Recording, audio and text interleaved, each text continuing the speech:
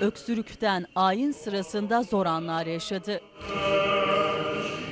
Fatih Balat'taki Fener Rum Patrikhanesi'nde Hristiyan inanışına göre Hazreti İsa'nın doğuşu ve vaftiz edilişinin yıl dönümü dolayısıyla tören düzenlendi. Tören kapsamında Fener Rum Patrikhanesi bahçesinde bulunan Aya Yorgi Kilisesi'nde ayin yapıldı. Kiliseye gelen Hristiyanlar mum yakıp dua etti.